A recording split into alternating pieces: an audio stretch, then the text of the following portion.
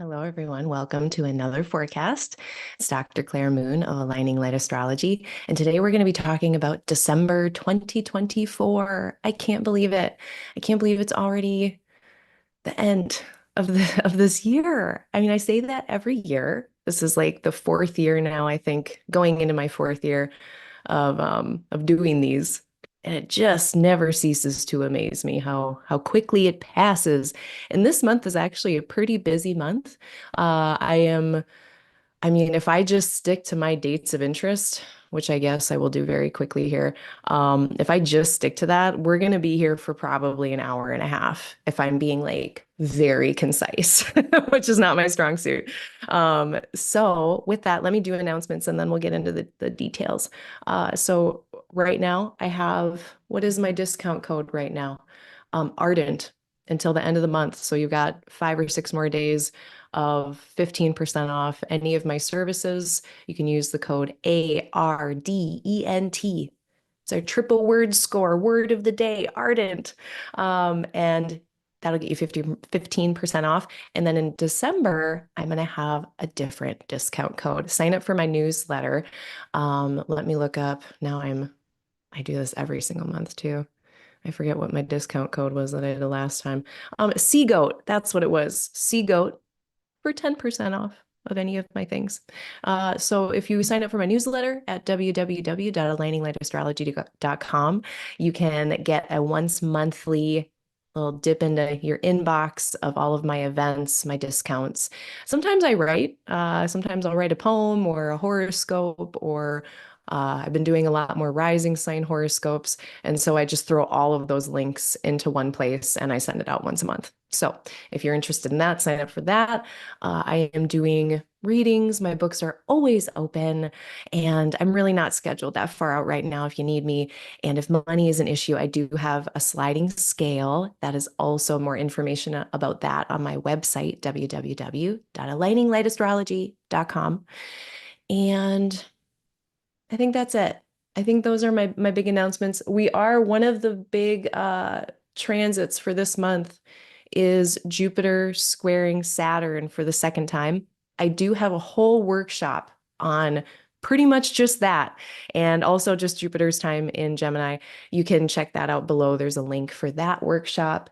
And just today or yesterday, I had a podcast episode released. I was talking with my friend Taal on his podcast, Tiger Time, about agency and everything that we could think of in 20 minutes. This is a very short format about agency. And we ended up getting to talk about astrology practice, any kind of reading type of practice. We were talking about instilling agency in those spaces. So if you're interested in that, also linked below. Now let me see if there's anyone here today. Hello, we do have some friends. Welcome. Thanks for joining me. If you're joining me live, I do have a chat on the right-hand side of your screen. You can ask me questions. There's about a 20-second lag, so I'm going to check in with it periodically over the next hour and a half if you do have questions, or if I skip over a transit you had your eye on and you want me to go over it, just let me know. Yeah, well, welcome. And with that, let's get to these dates of interest. And then speaking of that beautiful newsletter I was just talking about, which I do think it's a good newsletter, but I did have a typo in it this month. I had mentioned that on the 28th of December that there was a Venus-Saturn square. That was a typo. It's Venus-Uranus. That's at the end of December. So sorry about that little typo. I think that was it. So for dates of interest for December, we're starting off the month with a Sagittarius New Moon on the 1st. Pretty much depends on what time zone you're in, but late on the 30th into the 1st. We have a Mercury Cazimi on the 5th of December. On the 6th, Mars is stationing retrograde. On the 7th, Neptune is stationing direct. And on the 7th, Venus is entering Aquarius. On the 15th, we're going to have a Gemini full moon and Mercury stationing direct. On the 21st, Sun enters Capricorn. Happy Capricorn season almost. And Jupiter square Saturn on the 24th. On the 28th, we got Venus squaring Uranus. And on the 30th, we have a Capricorn new moon. So I'm going to talk about three moons We got two new moons and one full moon to talk about. So there's a lot. There's a lot. I thought about pushing the Capricorn new moon into next month. Maybe I will talk about it next month too. Um, but I'm going to try to cover it here. So let's get going. And I'll get the wheel up here. And we can start with some old business. And then before we go into new business, we'll do a little meditation time. All right.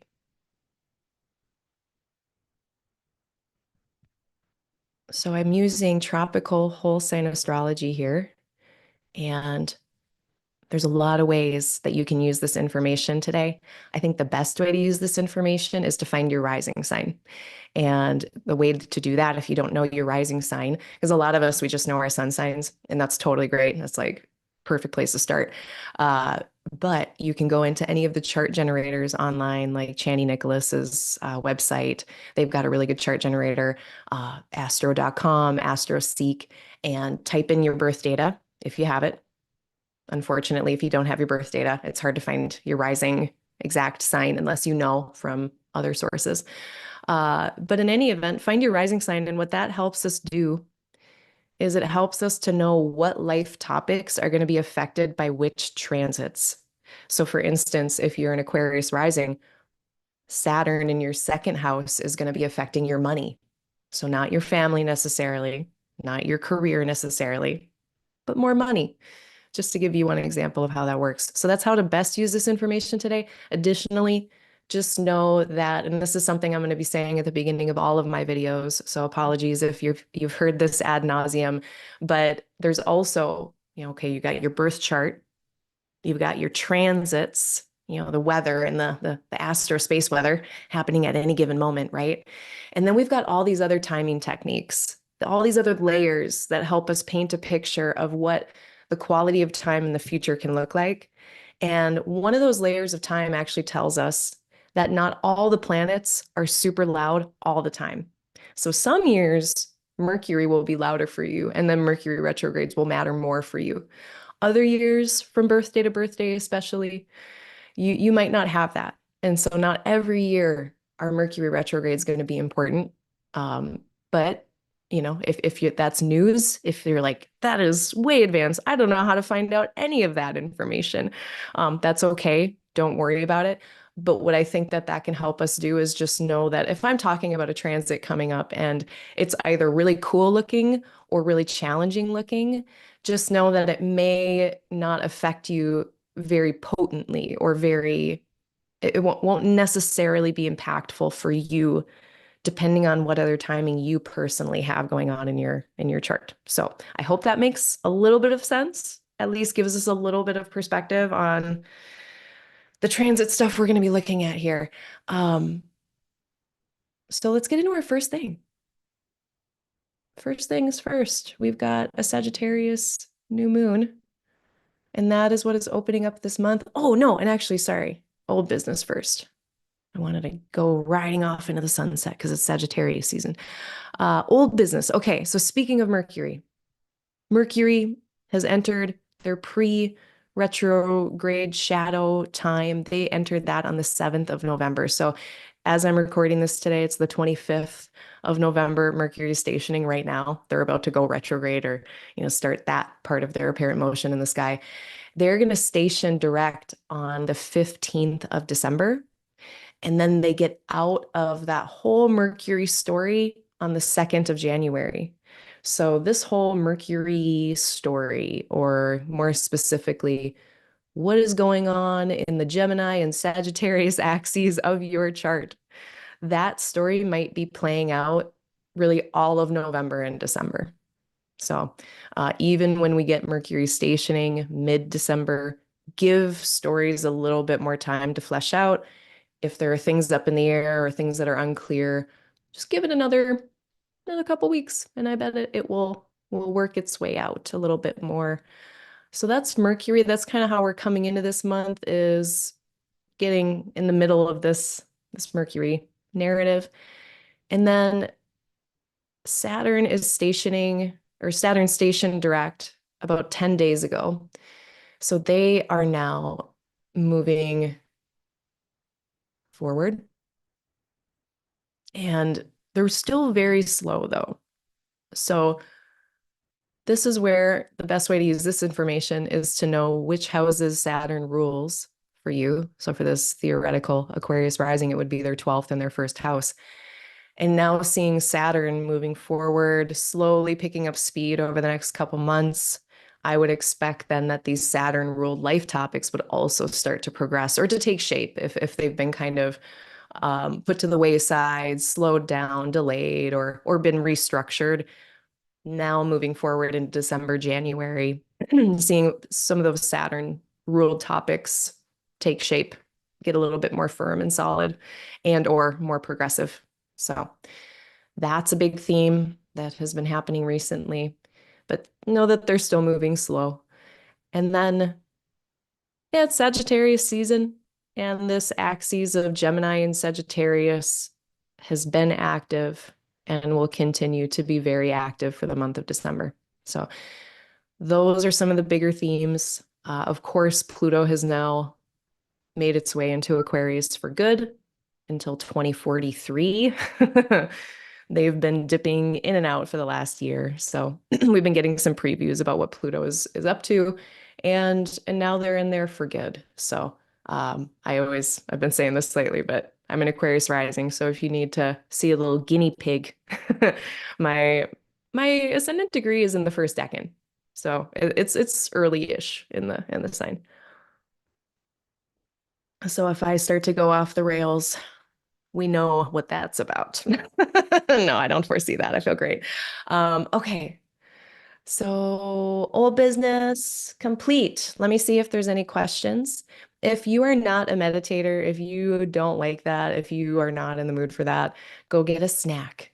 Now it's snack time for you, or do what you need to do. We'll be back in a few minutes, and then we'll get into the future a bit. And I like to do this just as a bit of grounding because all of this astrology stuff is very air. It feels very airy. It feels very mental. And it's good to remember where we are right now. So this one, of course, thank you, Roshi Joan Halifax, for your wonderful deck of cards. And I'm going to read off of that. So if you want to, you don't have to be necessarily seated. You can be standing. You can be doing anything. I think the work of awareness, the practicing of being with awareness and noticing when awareness is there and when it's not, you can be doing that all the time, anytime. You don't need to be sitting to do that. But here I am. I am sitting. So let's focus on the breath. And as you inhale, gather your attention. As you exhale, bring your attention to the sensation of your feet on the floor, or your bum in the seat, or anything about the earth holding you. Feel support and stability from being grounded as you consider the truth of impermanence. Feel support and stability from being grounded as you consider the truth of impermanence. And the cool thing about impermanence is that things don't last forever. But the bummer thing about impermanence is that things don't last forever. So it's definitely both. But that is the truth of the matter. And I love astrology because astrology really shows us how changeable everything is. The moon changes signs every 2.5 days. The sun changes signs every 30 days. So things happen quickly. The rising sign changes every 2 hours approximately. So there's always change happening all the time. And I love thinking about it. So let's look at some of the changes that are going to be coming in December. Oh, hello, welcome. We've got an Aries. We've got an Aries in the chat. Aries has entered the chat. Oh, yeah. So you've got Chiron in your first house. Yeah, I was lamenting about Chiron to myself. I mean, most days, but especially yesterday. And I sometimes, even though this is not at all how omens work, like I can't just, get rid of Chiron somehow and then and not have those themes in life. Like, of course, it just so happens that Chiron in the astrology reflects those difficult topics sometimes of wounds. But I actually was Googling yesterday how much like rare earth metals are in comets and asteroids like Chiron. Chiron, they're not quite a comet, they're not quite an asteroid. They're kind of this third secret thing that's both. Um, but unfortunately, Chiron, it doesn't have a lot of rare earth metals, so there's no excuse to go up there and like asteroid mine it and then blow it up. That was my main hope. I was like, let's just use it and get rid of it, even though it's not how omens work. But I was just so mad at Chiron. I was so mad at Chiron. I've been watching these because it's fire.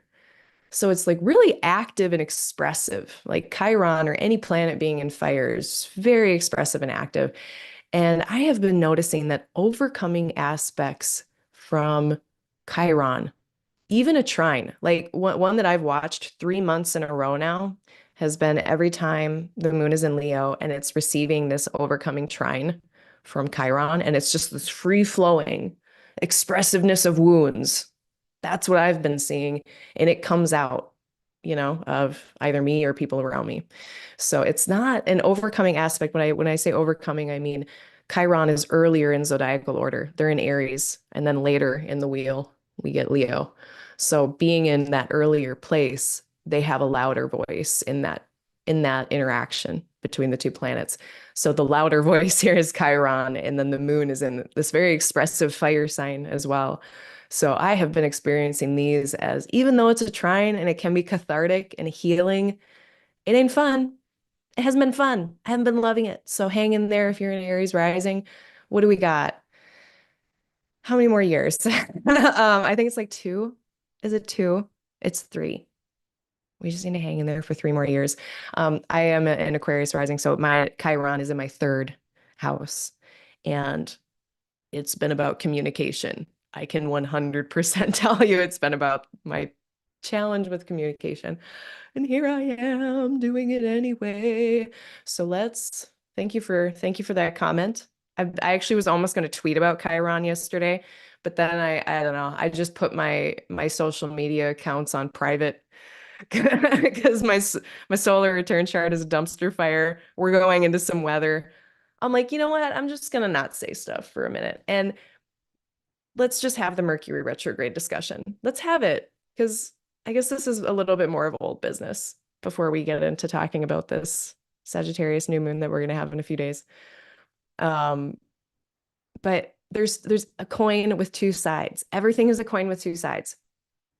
I shouldn't say everything, but most things. Mercury retrograde. So what did the ancient astrologers in Hellenistic times say about Mercury retrograde?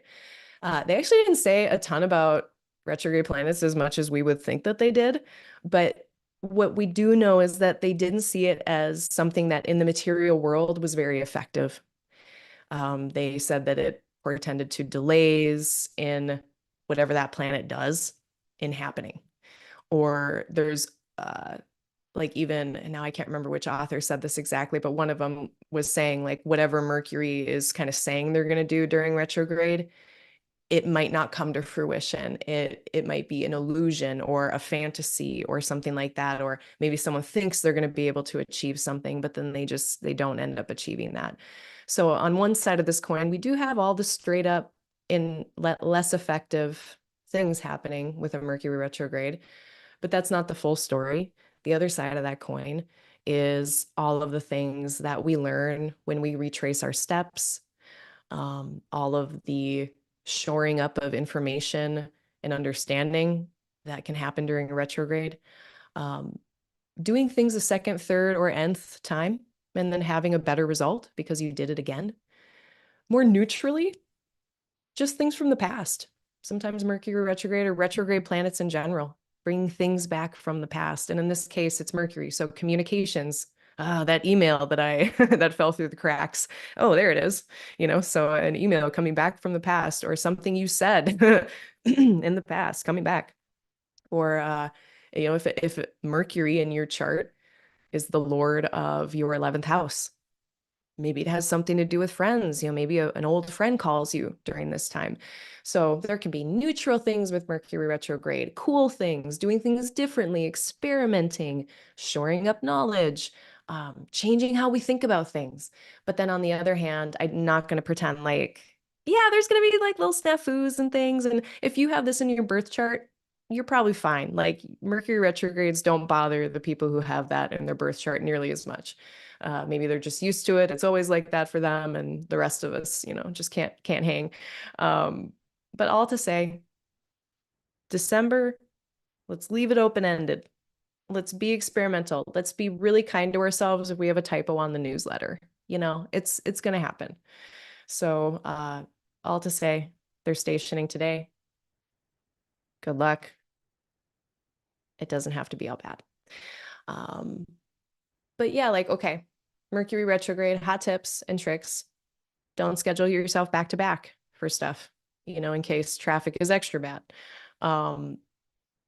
Under promise, over perform. Don't tell them you'll have the email ready back to them in 3 days. Tell them you'll have it back to them in 5 to 10. Give yourself time in between things. Yeah, don't schedule back to back. Over communicate. If you think you understand or they understand, just double check. Cross your T's, dot your I's. I've noticed that, back when I was in the pharmacy world, like faxes literally needed to be resent more often during a Mercury retrograde. That having to do things a second time. Don't get frustrated with yourself. It's all right. It's part of the deal. And buying and selling and travel, any exchange kind of, or going in between places. It's more than just communication and technology. It is also buying and selling and trade. So if you are in commerce or finance or anything like that, this is another time between November 25th and December 15th to be a little extra careful with stuff and be patient with each other if there's a little bit of needing to go back and polish and refine things. So now, where are we? We are in a new moon on the last day of November into December. We're going to have this lunation at 9 degrees of Sagittarius, and it's going to be in the first decan of Sagittarius, which is known for its speed. It is the 8 of Wands. If you're familiar with the 8 of Wands, all those sticks flying through the air, it's like very fast.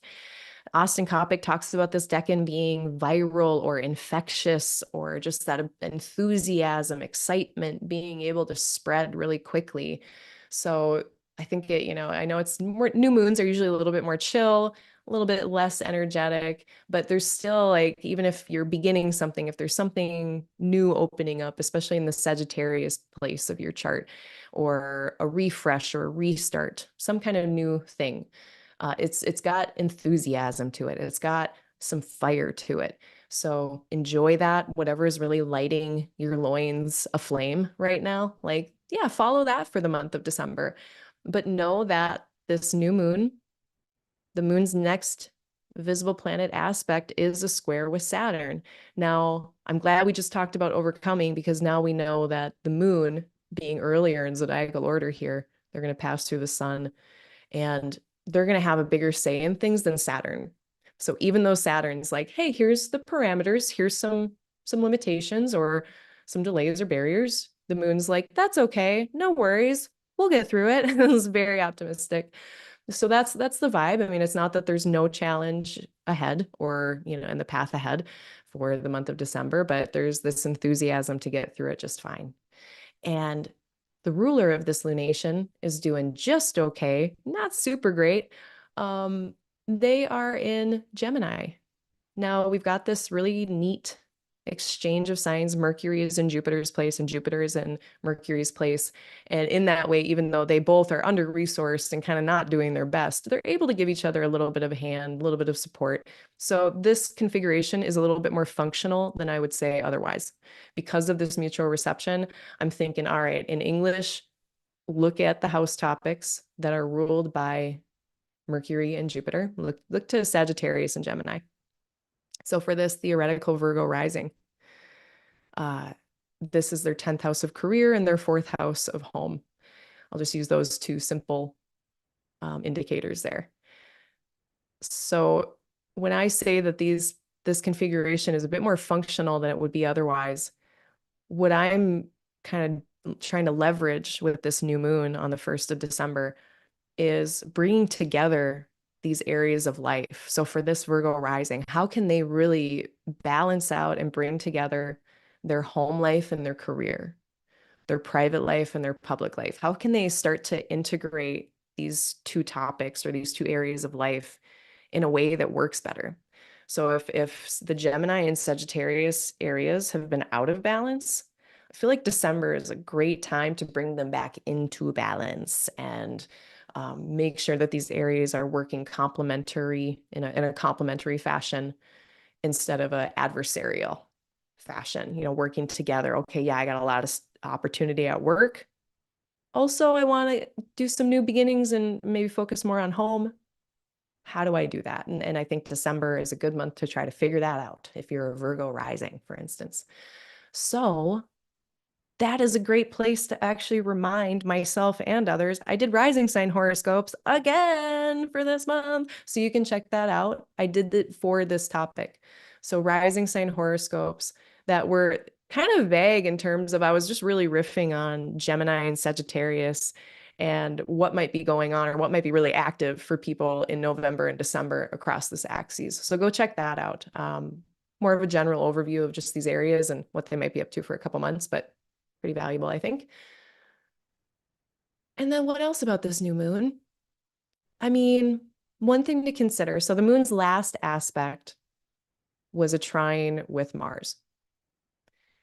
Very invigorating, energetic. So yeah, it feels like such an exciting new beginning or just like a really buoyant, excited, more, I don't know, it's fun new beginning in Sagittarius and those house topics for people.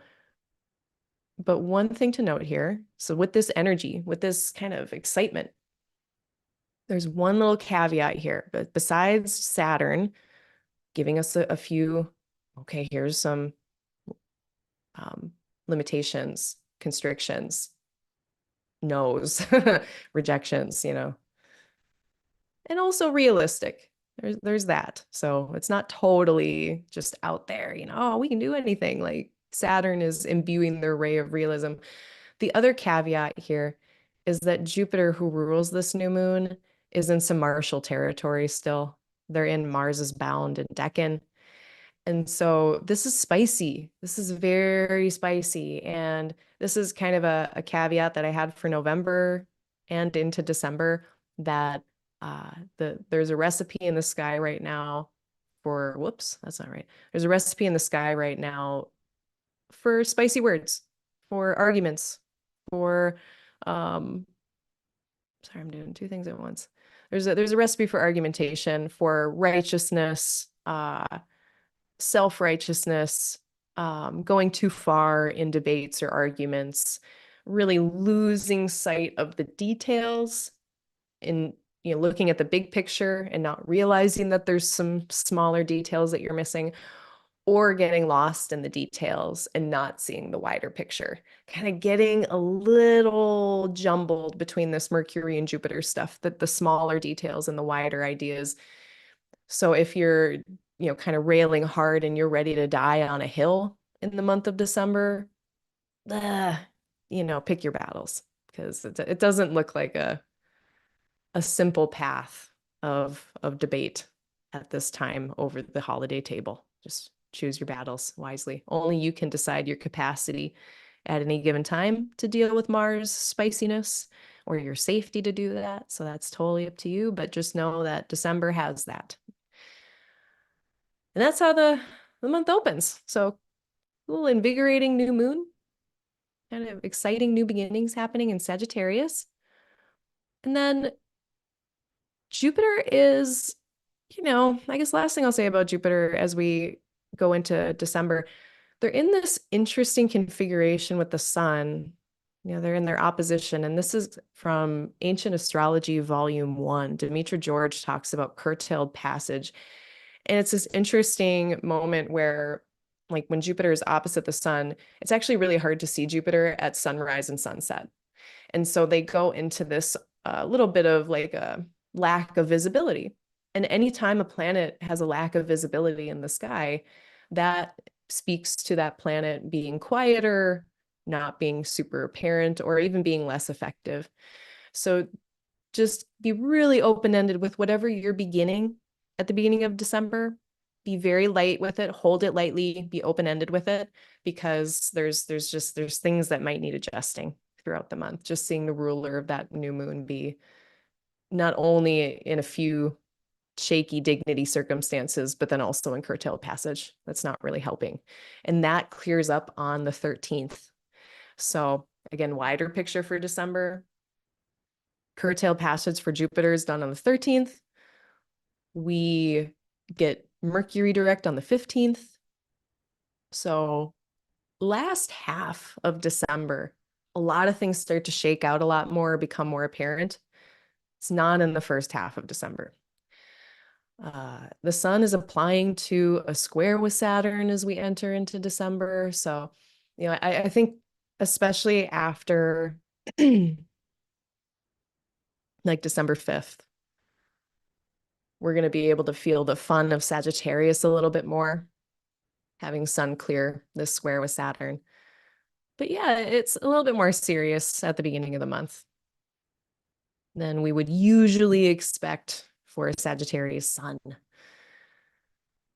And then that does bring us to the 4th. So I guess knowing that Venus is moving toward Pluto, I'm also going to put first half of December, be careful with dating. Second half of December, better for dating. Especially wait until, I would say, the 9th or 10th of December. Then we're going to get Venus has cleared Pluto. And actually, you know what? I'm extending it because then they need to get past Mars as well. So dating looks better after the 12th or 13th. So yeah, we're seeing again, like the first half of December for dating, also not great. Second half, a little bit better. Now, what you might meet someone, or if you are in a relationship, maybe you're just having like very passionate love. Maybe it's like that Pluto is just intensifying those Venus themes of love, beauty, fun, delight. And so if that's going on, enjoy that. But if you're on a first date and someone is putting it on thick and coming in hot, like keep them, in the maybe section until the second half of December, because we don't want love bombing happening here. And that's sometimes that intensity of Venus, that's what that can be. So I was a little skeptical about that. And that, again, December 1st, let's just say all the way through December 12th, 13th, Venus is affected that way. So then when we get to the 4th of December, this really does begin kind of some intense few days here. My first mind your own business day on the 4th of December, the moon is going to be pinging this Venus-Mars opposition, Pluto-Mars opposition. Now, this could be just, again, that move your mountains type of energy that I've mentioned in the past. Anytime we get Mars and Pluto in a square or in opposition, what I notice is that people can just plow through a ton of work. Like, it's very powerful, very energetic, especially seeing Mars in a fire sign here. So if you've just got a ton of work to do, begin first week of December, like, yeah, go for it. Just make sure you're resting, that you have snacks, stuff like that. It can be violence, though. I'm just going to say it. It can be violent. So with that power and that energy and too much of it not being harnessed, not being having good outlets to come through. This is part of why I'm saying be careful with dating. It can be straight up a little violent.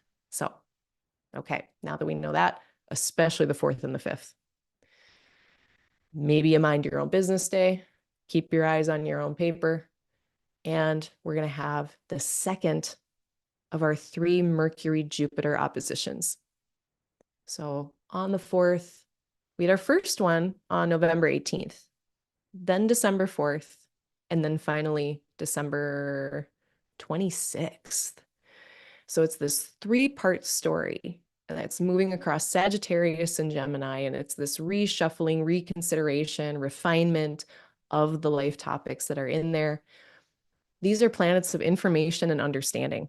So I can't help but think that December 4th, around there, even maybe the day after, day before, December 26th, might be really insightful days. Maybe days where there's problem solving or breakthroughs with problem solving, seeing things in a different way that's really helpful. So this is where I would kind of keep your notepad nearby. If you're having some insights, write them on down, and that'll be on the 4th. And then not too long after that, on the 5th, we've got Mercury meeting the sun. And this is usually where I tell people, yeah, keep your notepad on you, keep your notes app on your phone open if you need to, write down your ideas or your insights or the clarity that you're getting around life topics of Sagittarius, Gemini. So really insightful couple days on the 4th and 5th. So just pay attention to what's going on. If you can find some time, if you have the ability to have a quiet moment to yourself, just to reflect, journal, it's a really good thing to do on the 4th and the 5th. Venus is still applying to Pluto. And then this brings us to December 6th, and we have Mars stationing retrograde. So Mars has been slowing down. And when a planet slows down, so same things happening with Mercury today and yesterday and maybe a couple days before, those planets' themes can just get louder. So maybe if Mars has been a lot of effort or action happening in a certain place, there's just even more. It can just be a lot of busyness in a place. So make sure you're resting as much as you're working or being busy if that's relevant. Sometimes if Mars is conflict or aversive feelings, I don't want that, I don't like that. Sometimes that can be a little louder right now, and that might be really helpful information if you're feeling like very like, I don't want that, I don't like that. Take that as useful information. And as Mars turns tail here, they're gonna come into an application with Pluto again. So this Mars-Pluto thing, it's been ongoing. We had a little waning and waxing of it depending on the sign-based aspect being there or not.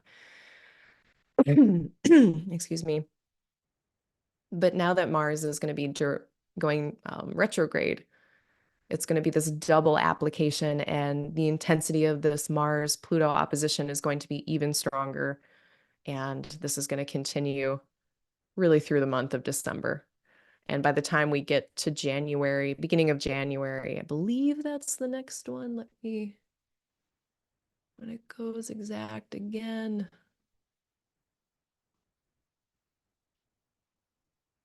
Yeah, January 3rd. So we're really building into this intensity, potentially power dynamics, battles of wills.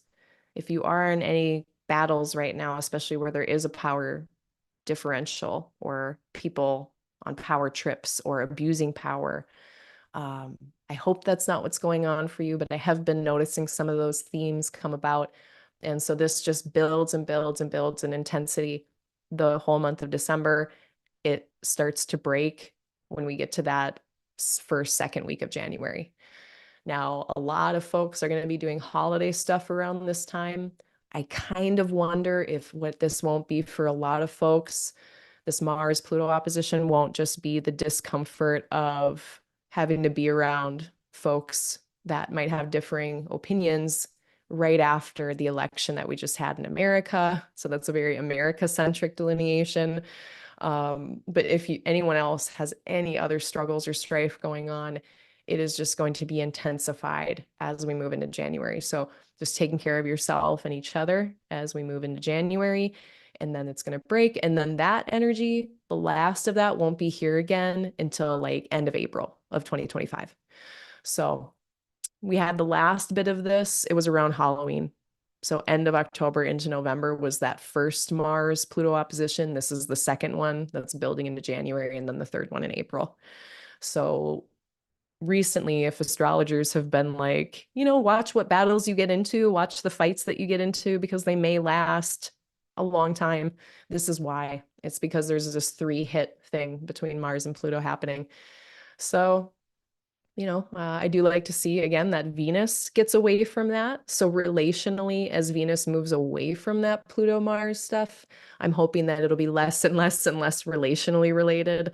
But definitely the first week of December, we're getting a ping. We're getting a little bit of a ping on that. That is a mind your own business day. Very insightful 4th and 5th. We get Mars stationing retrograde. They're going to do that double application with Pluto. And what the heck else? So locate, for Mars retrograde, locate the Mars-ruled places in your chart. So for this theoretical Pisces rising, that's going to be their 2nd house and their 9th house. Mars is going to be moving across this Pisces rising's 6th and 5th. And so I know it's a lot of house topics when we start to add on like 2 or 3 or 4 houses of things to consider, but that could be the case. If Mars is reconsidering where their effort is going or reconsidering what they're motivated about, then maybe there's that replacing of energy or effort having to do with maybe 9th house or 2nd house topics, how they make money, how they labor, long distance travel, all of that. Now, retrograde planets, I had mentioned earlier, can be ineffective.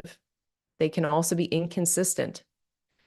So again, coin with 2 sides, a retrograde Mars, reorganizing your Mars stuff, reorganizing the Mars ruled places in your chart. That can be a normal process that happens every now and then. If you've got a Mars ruled 4th house, you might literally just be rearranging the furniture in your living room by pushing it around. But on the other side of that more kind of constructive, natural, just repolishing, reorganizing, or just more skillful placement of effort, depending on what your life needs.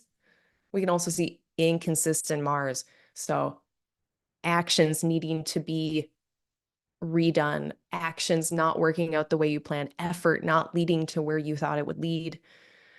So Mars, action, effort, maybe being, the level of energy or motivation we have kind of up and down. So I did notice that a bit more when we had Mars retrograde in Gemini, but Mars retrograde in Gemini, that was a mutable sign.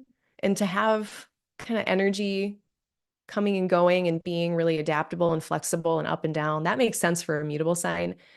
I'm kind of hoping that with Mars and a fixed sign, we won't have as much of that kind of inconsistency with motivation, energy, at least while they're in Leo. So all to say, Mars retrograde, we're going to be here till February 23rd. They're going to be retrograde until then. They're going to move into Cancer. And during this time, use this time to refine, rework your Mars ruled stuff in your chart. Use it for that. If you do notice any inconsistency or any difficulties with your efforts or your actions, just keep going. Hang in there. Hang in there till February 23rd. And maybe you'll even decide to put something on the back burner until February, end of February, and then it'll come back to the front burner after that. Now, another boring thing, and this is pretty global because I think there's a lot of cultures that have holidays around like December, January of a year. And so if there's a lot Mars retrograde, usually my effort is going here. It's going toward my normal schedule and my career and my work and my family. During holiday season, a lot of our energy gets redirected. A lot of our effort gets redirected. And So temporarily, if you're just going on a lot of holidays or something in December, January, February, it could just be a reflection of that kind of moving of your energy somewhere. So hopefully that gives some people some fodder for this Mars retrograde that's a little bit more neutral. Of course, Mars retrograde doing things differently. And we can just pluck from those Mars themes, doing conflict differently during Mars retrograde, a slowdown of conflict, inconsistent conflict, or we're doing assertion, self-advocacy differently. We're trying new things. We're asserting, if maybe you haven't been asserting yourself very well or easily, maybe during Mars retrograde, you're trying that for the first time or just trying to practice being more assertive than you usually are. If it's the other way around, if usually you're fine and you don't have any issues being assertive or advocating for yourself, if you're noticing with Mars retrograde that you're having more trouble, like, why is it hard to advocate for myself or whatever right now? That could just be a reflection of Mars doing things a little differently than we're used to. So just know if those change, if you are noticing those changes, hang in there / leverage them between now and February 23rd. And then, yep, so Mars themes, but then also knowing that Mars just rules some stuff in every chart. And you can also just look at it that more neutral way. So that's happening on the 6th, and they'll be going slow. So I imagine, until Mars starts picking up speed in January, a little bit, Mars stuff is going to go slower. Likewise, Mars ruled topics are going to go slower. So for this Pisces rising, their 2nd house and 9th house matters. Money, long distance travel might literally be going slower right now as Mars is slower. So some things to consider. Now on the 7th, a lot of things happening. Venus is entering into Aquarius. They're going to meet Pluto directly. They're going to get into this opposition with Mars directly. So really powerful, passionate, artistic energy here, powerful creativity, ingenuity with this, maybe powerful insights about relationships. But if the external environment is not privy to those insights or safe to voice those, just be careful about that. I don't love Mars opposite Pluto with Venus here. It's not my favorite for like smooth, tranquil connections. It's not that. Hopefully it's just something steamy and nothing more. Now, if you're out there, I mean, if you're doing activisty stuff, if you're protesting, if you're doing anything where you're in danger, the 5th, 6th, 7th, just be careful out there, whatever you're up to. Now on the 7th, we also have Neptune stationing direct. I'm not going to talk too much about that, but yet again, another planet stationing. Neptune stuff might be louder. Now, if we already didn't have enough confusion potentially with the Mercury retrograde, a Jupiter retrograde, both of these planets in detriment, Neptune stationing kind of square to all of this. It's like, just be open to being wrong. Be open to not having all the details. Be open that there might be more to learn. And I think if we do that, we are going to be fine. That's worth noting, though. So I guess let's talk a little bit, though, about Venus in an air sign versus Venus in Earth. Right now, we've got Venus in nice earthy Capricorn. Venus likes being in an Earth sign. They like being in a nocturnal sign. But Venus isn't as comfortable in Aquarius. They don't really have any kind of major dignity here. They do have decans and bounds. And in this first part, Venus does have some dignity there. So that is helpful for them.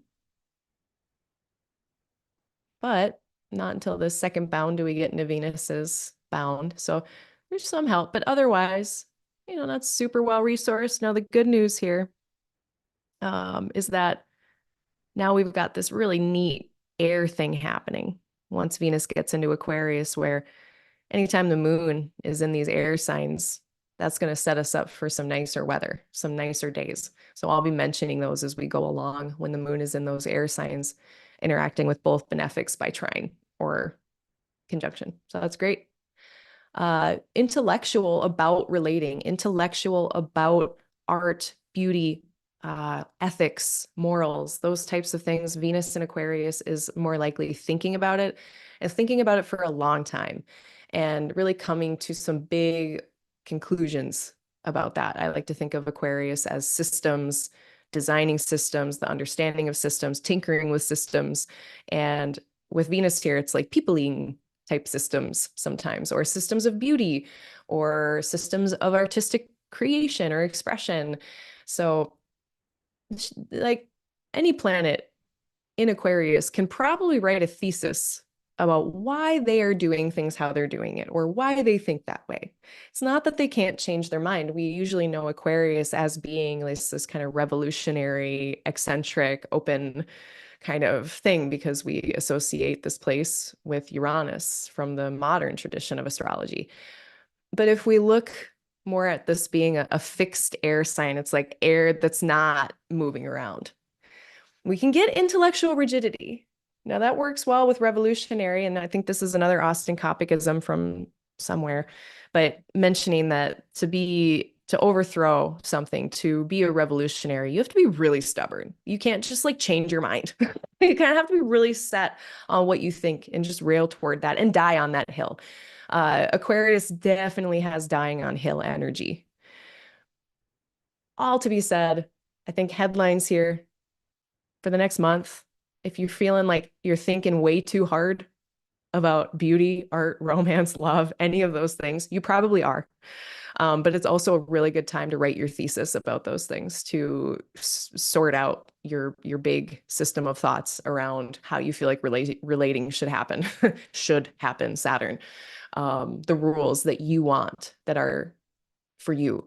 You know, it's not like we don't have rules in Aquarius, but it's like, it's not their rules. It's not that old system's rules that doesn't work anymore. We got some new rules.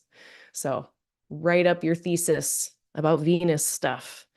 And that's my little love letter to Venus in Aquarius. I have Venus in Aquarius. Guess what kind of aesthetic I've had forever? I've had this haircut for like almost a decade.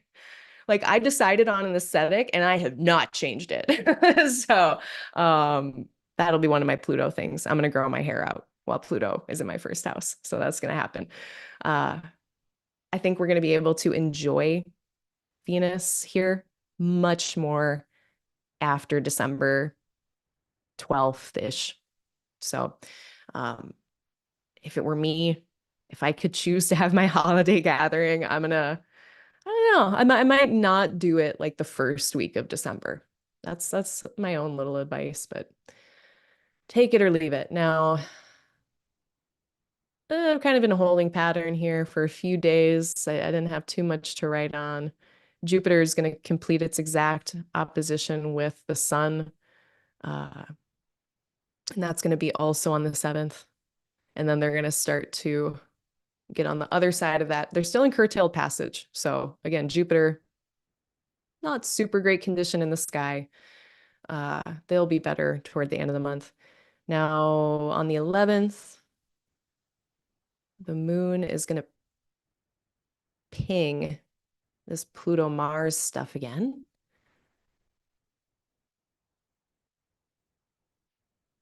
I'm not necessarily, I don't think I'm going to make this a mind your own business day. It could be if you wanted it to. On like the 11th of December, could be a mind your own business day. Because we've got some benefic presence here now, though, it might just be a really constructive day. It might, like 10th and 11th, might just be really constructive days. So I'm not too worried about that. But then there is, on the 12th, the malefic enclosure. Things are kind of interesting for a few days on 12th, 13th, 14th. So there is a lunar malefic enclosure on the 12th until about 9 p.m. Central Time. Let me show you that.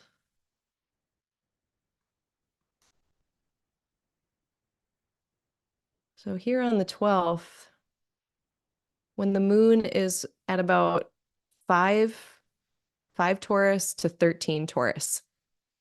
And then even until like the rest through Taurus, there's kind of a void moon thing happening a bit on the 12th of December, depending on what definition we're using. But not great. And then more malefic moon aspects leading into the 14th. So like this 12th, 13th, 14th, very interesting malefic activity with the moon. It looks like a crunchy few days, 12th, 13th, 14th. There's other stuff in the sky that's going on that is cool. I mean, we do have this beautiful Venus-Jupiter trine happening. So definitely look to the Aquarius Gemini ruled places in your chart and see how you can bring those things together. For me, this is my first and my fifth, so I should be making hella art all month, basically. So there's cool stuff going on too. Definitely, this is one of them. But just know the moon is in a bit of a rough place on the 12th and the 13th and the 14th. So take care of yourself, take care of each other. And then after the moon passes 5 degrees of Gemini, they're going to get past. And I mean, it's a sextile, like a lot, some of these things too, with these malefic enclosures of the moon, there's trine and sextile type of energy happening. So usually a bit softer, but it's just crunchy. It's not great for, like, again, throwing a party. It's not the best weather for throwing a party, just to be frank. Uh,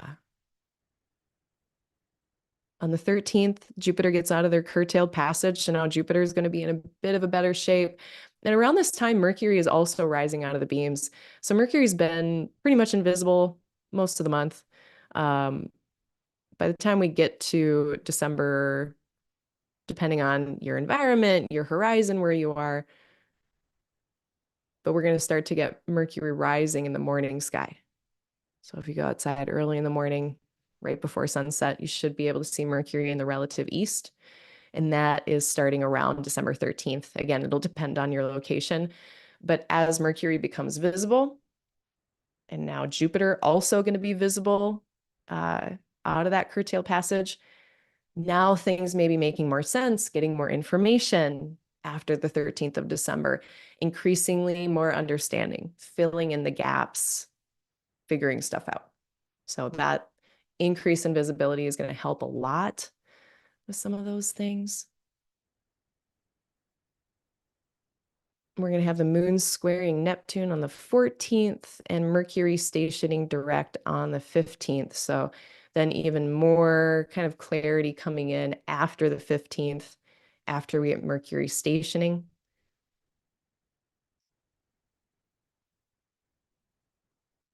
And that is going to be at exactly 2:56 p.m. Central Time, about 3 p.m. Central Time.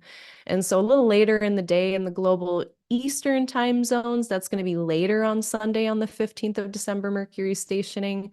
Give it another couple weeks. Still give it 2 more weeks because Mercury needs time to speed up. So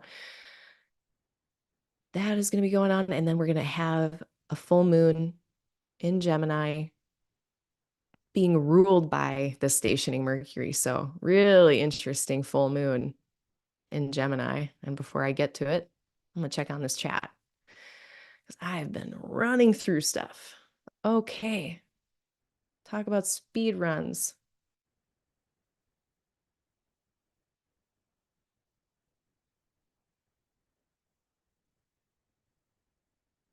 Yeah. Okay. Chiron. Oh, Chiron.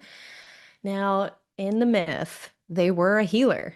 They were a coach, teacher extraordinaire that had gone through some stuff and they got to the other side of a lot of it and were able to help other people. Now, they did end up dying from a wound and choosing death, which was kind of a sad ending, but they did a lot of healing and a lot of good work with other people in the meantime. So that's very chironic. So thanks for sharing that. Totally that.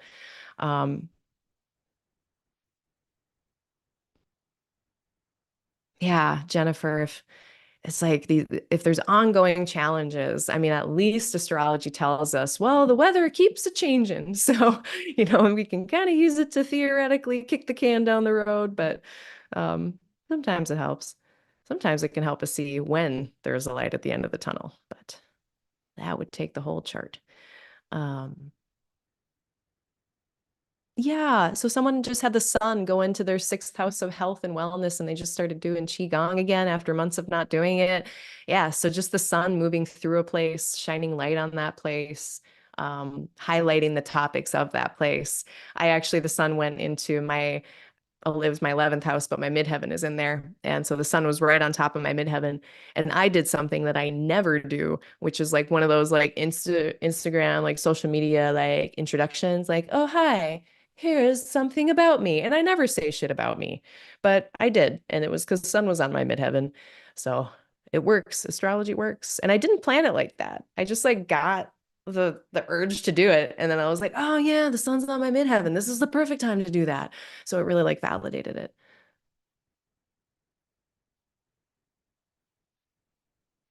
Qigong is a very martial art, and I love that there are martial arts that like work with my slow self. I'm a slow mover. I'm not a fat like the people doing the TikTok dances. It's not, I can't. It's I need to practice that dance a billion times forever, and then maybe I can do it that fast. But like, I don't know. I'm more like snail slug mode. That's how I dance. That's how I move. So anyway, digression. Martial arts, not all of them are fast and ouchy. Some of them are smooth and flowy and feel really nice. Good morning, Cosmic Girl from Australia. Hello from tomorrow. Hello, Fallen. Nice to see you again. All right, dudes. Let's keep rolling. So let's talk about this moon. Now, I wonder, I think Jupiter, speaking of those different little chunks of Gemini, we just need Jupiter to get to the 16th degree or 16 degrees, I should say. Those are two different things. So yeah, like we need him to get out of that 17 degrees. So like December 3rd, 4th, at that point, Jupiter is going to enter. They'll still be in Mars's decan, but after the 3rd, 4th of December, Jupiter is moving into Venus's bound because they're going retrograde. So I think our philosophical discussions, our philosophical debates, our political discussions and debates, I think they're going to be way more diplomatic after like December 3rd or 4th. Between now and then is spicy town out there. It is spicy right now. So just know that. Do Qigong. uh, okay. I love that the subdivisions of the zodiac, but that wheel is overwhelming. So we got another lunation, and we have another lunation with a mutual reception. Now, this time, both of them are retrograde. And we've got, oh, geez, Louise. My bad. Here we go. We've got the moon and the sun at 23 degrees. So now they're in like the last decan of this place. The sun is in a really Saturn-y type of decan. And at the end of Gemini, this is like the 10 of swords. So a lot of thoughts, a lot of thinking. And then that's the sun decan. It's going to be, yeah, pretty spicy. If you're making difficult decisions, the middle of December. If you're trying to choose between things, good luck. That might be what your full moon is about. Having to make choices, having to choose between things. Maybe I'm going to focus on these two or three things and put these other two on the back burner. That might be the move. Maybe you are realizing something, having some kind of insight. This is like a big bright light in a really intellectual place with a planet of understanding. It's like, yeah, we're getting light bulbs that are happening on this full moon, I think, for some of us. Now, they're beyond the square with Saturn. So we're not feeling that constrictive kind of limited quality that was a little in the background during that new moon, where we were still too enthusiastic anyway. It's fine. We're optimistic. But we're still not really hampered too much, even though Saturn is here. There's still a lot more like, yeah, let's just get the information. Let's just do what needs to be done in order to reach this goal. That's more of the vibe with Saturn's involvement here for the full moon. What was their last and next aspect? So the moon's aspect right before this full moon was with Jupiter and Chiron. And the next aspect is going to be actually when they get into Cancer, they're going to make a trine with Saturn. So it looks like a pretty interesting full moon. I don't think it doesn't look like it has too many difficult notes. And the fact that, like, okay, we had some interactions with Chiron and Jupiter right preceding, that could be very healing. That could be a lot of understanding that ends up being really healing in some kind of way, whether that's healing an intellectual thing, an emotional thing, a physical thing. Um, it looks really productive. It looks like a productive full moon.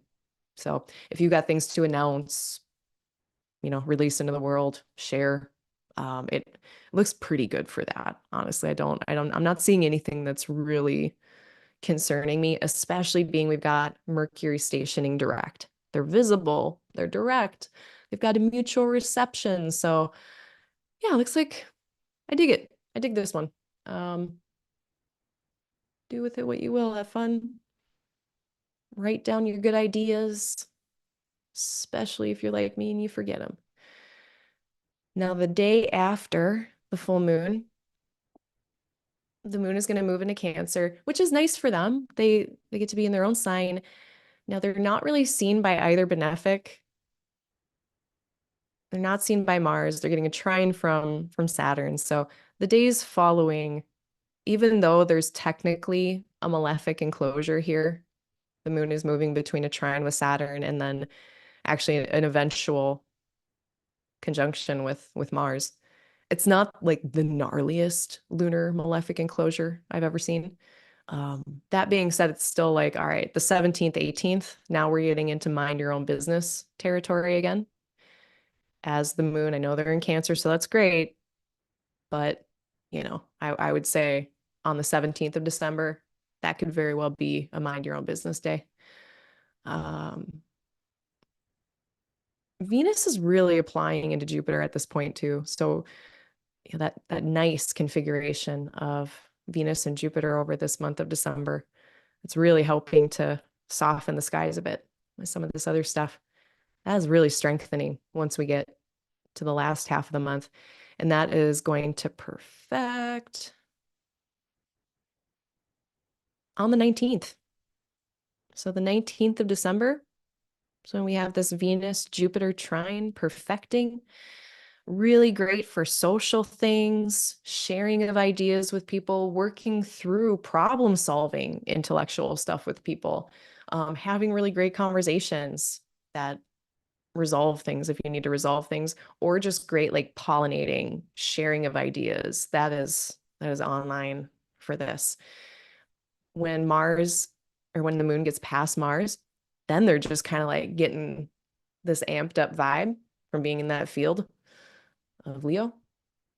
So pretty energetic 19th. Looks pretty productive, pretty fun, more fun than things have been. I haven't been talking about the Jupiter-Saturn square all month, but I'm about to. Um, but like this Jupiter-Venus trine is like kind of one of the nice things about the month. The 20th, when the moon is in Virgo, 20th, 21st, it's really activating this whole mutable thing. A lot of mutable activity. So very problem solving vibes on the 20th, 21st, working through challenges, having a lot of insights and breakthroughs with that. It looks really productive, kind of crunchy, but productive on the 20th and the 21st. And that moves us into Capricorn season. Speaking about crunchy and productive, it's me. Hello, I am Capricorn Sun. It's my season. It's going to be my birthday soon, sort of. My birthday is December 26th. My solar return chart is not good again. It's not good again. It's better, I think. And I can't believe I'm saying that because like the moon is just, if the moon was not having any reception with Mars, it'd be total F. It'd be totally F'd. But it's not looking great. But pray for me and send me presents. It's my season. Wow. Okay, the 21st. Sun's moving into Capricorn. We're practical. We're pragmatic. We're doing what works. We also seem to like old things, get help from old things. Demetra George says that Saturn can signify help from ancient or old things. So Capricorn can sometimes be people, or if you have a lot of placements here, people who like old things, antiques, vintage stuff, secondhand stuff. Um, Capricorn is the sign of winter in the northern hemisphere, the beginning of winter in the northern hemisphere. Aquarius is the middle of winter in the northern hemisphere. So both of these places ruled by Saturn, the Lord of Winter. That's part of why they're so serious. That's part of why they're so practical. It's because they've got like 5 potatoes. What are they going to do? They gotta figure it out for all of us. So that that is kind of the vibe. That's why they're a bit more serious, somber. It's the winter. What are we supposed to be? It's dangerous. You could die. Now, if you're into tarot, the sun is going to be entering into this first decan, the Two of Pentacles. It's a really, I mean, for being an earth sign, it's kind of an active place of adaptability. We're thinking about beginning things that can stand the test of time, that can endure in Capricorn. So the plane of reference, the view gets a bit wider and longer. Like, how's this going to work out a year from now, 5 years, 10 years from now? That's more of the Capricorn viewpoint. That's the vibe. Starting on the 21st, we've got Saturn able to see into Capricorn right now, which is nice. There's a nice trine happening between the ruler of that place and the planets in there. So planets moving through Capricorn should be pretty well resourced this season. We got a direct planet resourcing them. So I think it's going to be a good time for the most part. There's a lunar benefic enclosure on the 23rd. We're going to have the moon in Libra in a trine with both benefics. So 23rd looks like a really nice day. Let me show you.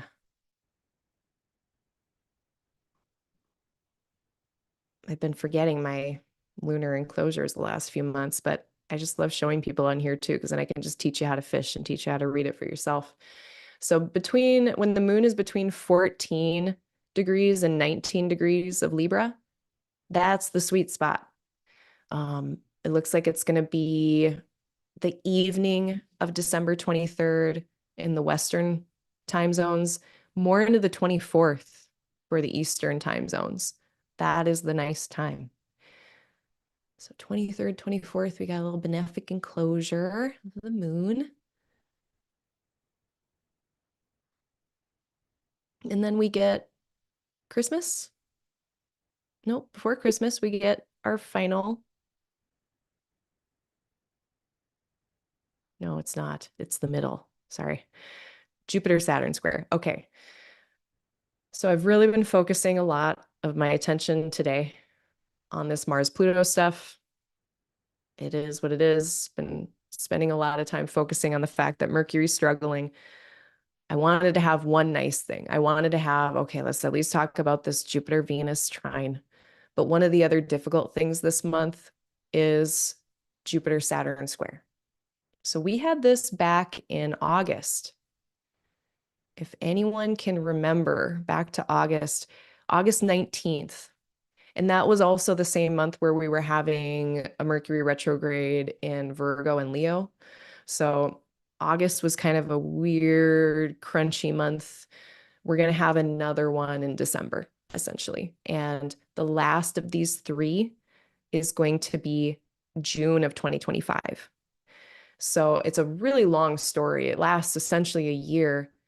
And what this is it's a bit of the growing pains process in the growth cycle. We've got the Lord of constriction and the Lord of growth, the Lord of loss, the growth of the planet of gain. So very different things, but they're also very complementary. If all you have is Jupiterian growth, that becomes unsustainable. We don't want just reckless abandon with our Jupiter. We want some healthy limitations or constraints or barriers, and that is Saturn. So making something that can stand the test of time because it didn't get overgrown, now it's a square, so it's tense. There's some adjustments, some changes that are happening right now.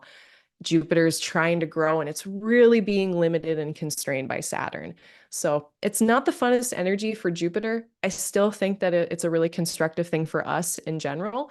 And one of the metaphors that I've been using for this configuration that I'm going to use even more heavily when Jupiter enters Cancer is a crab that's molting. So it's like Jupiter is too big for its shell right now. Its shell is too small, but it has not finished growing its new shell yet. So it can't get rid of its old one. It's this very in-betweeny, when I say growing pains, it's literally what I mean. Now, as we move into 2025 into 2026, we're still going to have some square action by sign, definitely, but we'll start to move out of it by degree, and we'll get more into the trine of Saturn and Jupiter. And Jupiter will have a little bit more room, a little bit more freedom, and that will be more in 2026. Like we have grown our bigger shell and we're in it now, and we can feel a little bit more comfortable. But all to say, we got another intensification of these growing pains mid-December, especially on the 24th of December. That's when we're going to have this go exact again. And then, in practical terms, a lot of times it is just feeling that, hey, I would love to do this. I would love to do X, Y, Z. I literally just can't for some reason. After December 24th, that starts to lighten up and we're able to move forward again with our growth, our whatever Jupiter is doing, our stabilization. If you're having difficult times across your Pisces and Jupiter places, let's just say, Saturn's just throwing down a ton of difficulties and obstacles. Jupiter's trying to stabilize. At the very least, Jupiter's trying to stabilize. December, difficult to stabilize. After December 24th, increasingly more able to stabilize things. So hang in there till end of December. Again, this can be really constructive, like the process of a crab growing a new shell, molting, getting rid of its old one, having a new one. That is very natural, even if it's a bit uncomfortable. I have a workshop, check it below. On the 25th, we have Christmas, if you celebrate that. And I'm going to be real. It's a mind your own business day. Uh-oh. So I don't know what to tell us. It looks a little pressurized. It looks a little tense. Now, could this just be Lil Jimmy just rearing to open their presents in the morning? And just like that, like kind of hilarious way that kids just destroy wrapping paper and packages and stuff. Yeah, like let it out, little Jimmy. Is this impatience waiting for dessert? Yes, yes, it is. So I think it could just come out as those little impatiences or intensities that can just be what is in the busyness of a holiday gathering. Now, most of this, like, okay, I'm in the central time zone. So this is actually going to be more and more of a problem the further global east, but then hopefully, I mean, I don't know what people are celebrating in other parts of the world, but the 25th is not the day. It's a mind your own business day. If you're not celebrating a holiday, this is a mind your own business day. And that actually, it starts to clear up if we want to get a little bit specific about it. Things are looking a little less pressurized starting at about 10 in the morning Central Time on the 25th. So if it's just like the intensity of the morning, that should have passed by about 10. And then maybe we can just like chill and have mimosas or something. Or if you want to, you can wait until after 10 if you want to wait that out. It's up to you. It depends on what the context is and what you do with that. A little pressurized, a little intense here. On the 25th. On the 26th, and P.S., this is what's in my solar return chart. Why? I mean, it's like, is it a whole mind my own business year? Because I just had one of those and I barely made it. Yeah, so okay, here we go. The 26th. Uh, we get our last Mercury-Jupiter opposition. So the last of these three. So now this is why a lot of these, okay, especially with the Sagittarius Gemini house topics, if those have been being reworked, reconsidered, polished, refined, now we should be coming toward the last bit of that process, the last bit of understanding, communication, reworking of our understanding of things as we get to the end of the month. This is highlighted on the 26th of December. for the last time. And then all Mercury has to do at this point is retrace their steps and get to, oh, they actually stationed at 22 degrees of Sagittarius. And again, they get there on the 2nd of January. And then Mercury gets out of here on the 7th or 8th of January or something. So, okay. Kind of coming to the end of these stories. Last couple things here. Let me check in on the chat. I'm going to talk about the Venus-Uranus square, Capricorn New Moon, and then we'll close it out.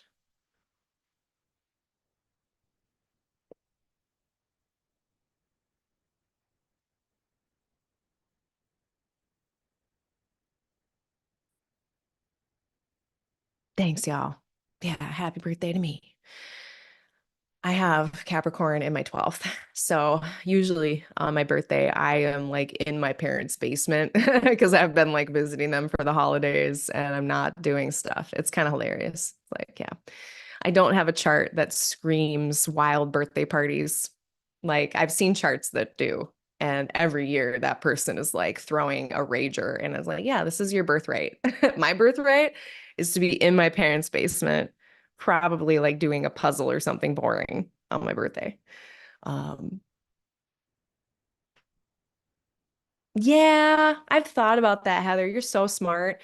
So Heather is giving me, and I'm so happy. Like when people give not crappy delineations for stuff, because our brains, of course, they want to focus on all of the threats and the negative because we're like, that's what we're evolved to do for survival. So it's really, we have to kind of force, some of us have to force ourselves to like think of like what it could be that's constructive. That's what I try to do most of the time.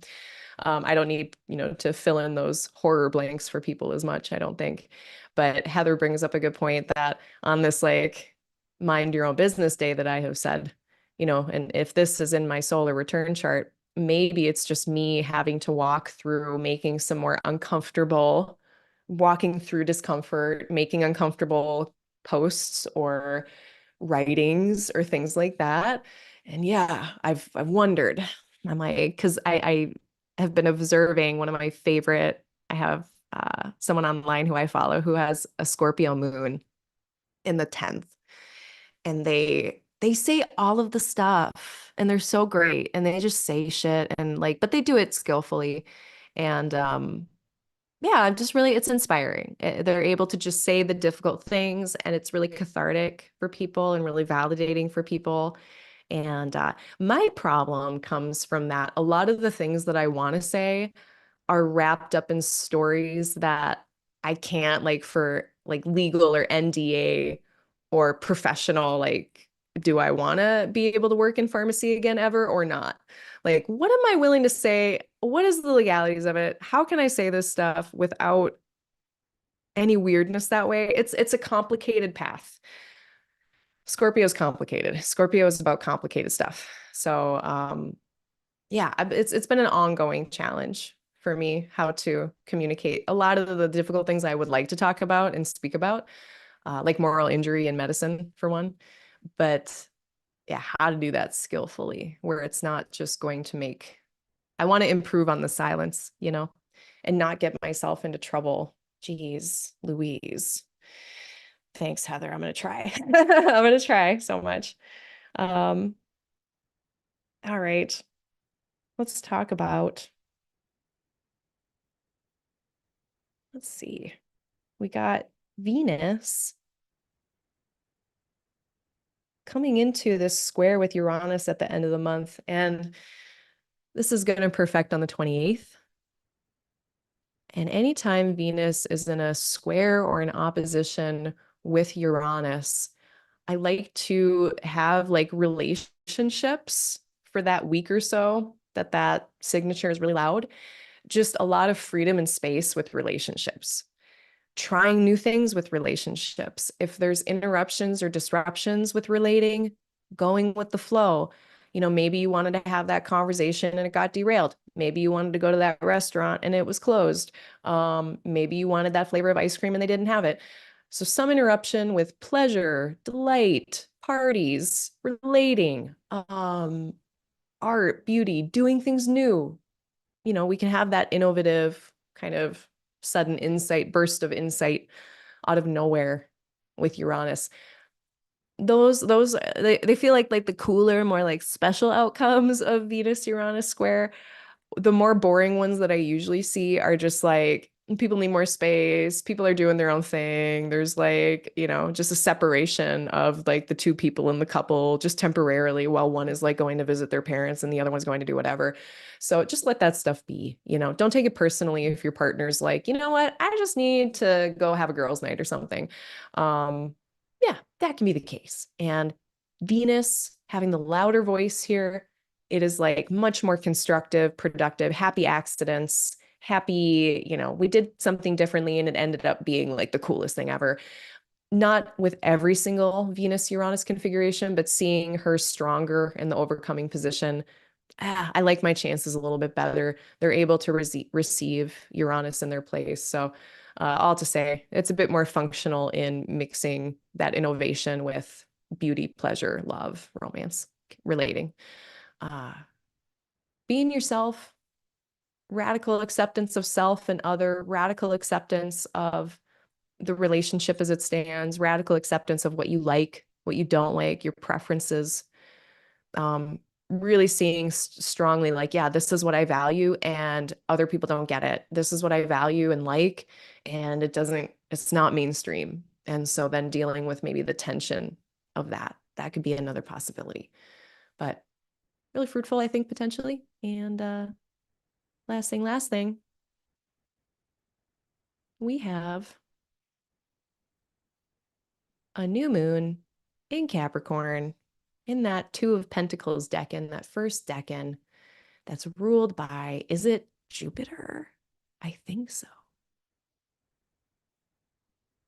Yeah. So it's in Jupiter's decan. Jupiter's bound pretty, for being in a Saturnian, serious, somber place. So it's feeling like a bit more of a buoyant, okay, yeah, what new beginnings are here in the Capricorn place of the chart?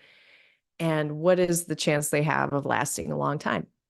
It might be a longer project that you're initiating or thinking about initiating, or doing things in such a way where it makes that part of life more sustainable. So beginning a new thing in the name of sustainability, beginning a new thing in the name of it lasting a long time.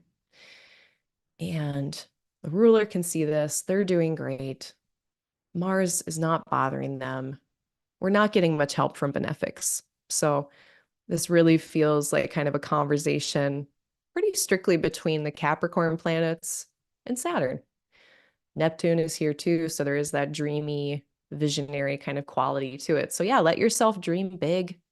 Let yourself, have a longer, bigger plan. And yeah, it looks like I'm not seeing any red flags. It looks like a decent new moon. It looks like a decent new moon to initiate things, to get started on something, especially things that you want to last for a long time. Their last and next aspect here. It's so nice to not have lunations that aren't like eclipses, and it's been some decent ones. The first one of the month was a little sketchy, but the Gemini full moon and this Capricorn new moon look pretty good. So last aspect was a sextile with Venus. Next aspect, a sextile with Saturn. So it's almost like saying, like, I feel like the challenges were so much more palatable, or not palatable. They were so much more prominent in that Sagittarius new moon that was squaring Saturn. Like even though like it wasn't going to stop us, like those challenges were in a square.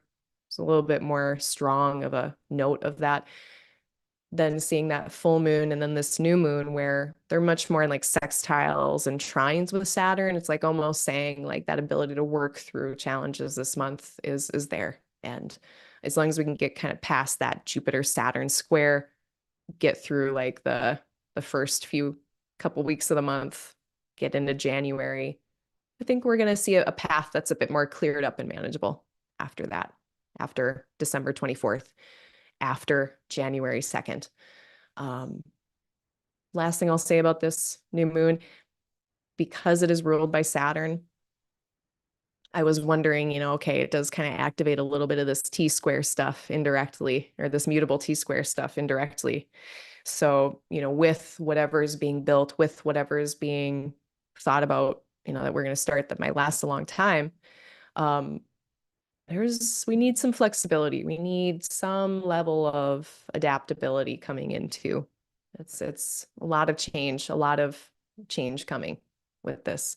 So normally wouldn't bring in the mutable signs, given there's a lot of it that's in aversion to Capricorn, but the ruler of the new moon, they are in a very mutable place. It just speaks to more flexibility than I would normally think of with Capricorn. So the ability on like whatever those longer term paths, it's not just like a straight, solid, fixed, stubborn line. It's like, yeah, we're starting this thing that's going to last a long time, and it's going to take my adaptability, flexibility to continue on that path. So, and that would also really vibe with the Two of Pentacles, having to balance and be flexible and adaptable, and kind of that guy's like dancing with his little feet there too, juggling. So yeah. All right. Neat. I think that's the last thing I have to say. Any final things that I didn't go over that people wanted to, that I skipped? Fallen asking, are you gonna make a video on this upcoming? I have not decided yet on what I should do my next videos on. Yeah, does anyone have any requests on what my next rising sign horoscopes should be about? Totally taking requests like a DJ. You can I'll leave it open. Put it in the comments. Think about it. Or if you're listening to this later, I'll see if anyone has anything in the comments if you want to see me do a rising sign horoscope on something. Otherwise, it's going to be chef's choice. But yeah, I can look at one of these lunations. There's so many. Yeah, maybe I should look at one of those. Maybe that Gemini one. We'll see. All right. Well, thank you, everyone. I appreciate your time and your contributions and comments. Catch me at my website, www.aligninglightastrology.com. Have I ever gone there? I don't know. This is my website. This is what it looks like. If you ever want to go on here, you can sign up for my newsletter. You can read my horoscopes or my sad poetry. I've got booking. I've got a description of services. We got student resources. If you want a cheat sheet, a free beginner guide that's really awesome that I made. My list of favorite astrology learning resources. All of these are downloadable PDFs. That's what we got. A lot of stuff on my website. Check it out. Book anytime. Again, I have a sliding scale. I usually have discount codes. So I always want to try to provide some help with those prices. And I did just remodel all of it. So now instead of new client, return client structure, which I had for most of my practice, I've gone to more of just like a straight rate of time per money. And now I have more flexibility where I can do either a birth chart reading or a forecast reading, and you can do 45 minutes, 60 minutes, or 75 minutes. I also have tutoring. I have mentoring. If you're really into astrology, you're a super big nerd, I would love to have a conversation with you if you've got techniques that you've been working through and you need help, especially if they're Hellenistic in nature. I'm your girl. You can definitely schedule a mentoring tutoring session with me. And then too, if you have like, your own chart, because often our own chart is where we start learning astrology because we know ourselves best. So it just makes sense that we would use our own chart. I don't mind reading your chart with you in a tutoring capacity where you're not getting like all my cute bedside manner, and we will get into the nitty gritty about how to read certain things using your birth chart if you want. That is an option. I think people think it's not an option. Like they're not allowed to talk about their own birth chart during a tutoring session, but you totally are. Because it just makes sense. That's a natural first place to learn astrology is by watching your own stuff.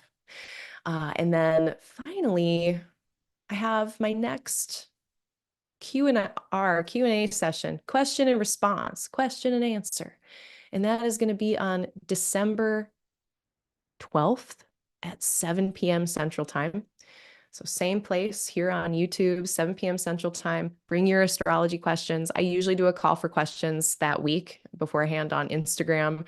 Yeah, I think that's it. I think that's all my announcements. Catch my workshop. It's really relevant this month. That's linked below. And yeah, I guess otherwise I'll see you next time. I'll see you at the question and answer, and watch for whatever rising sign horoscope I make. That'll be here too. All right. Have a good month, everyone. I mean, Mercury stationing, over communicate, be kind to yourself and others. If people are forgetting the hot dish at the party, don't worry about it. All right, my friends, it's good to see you.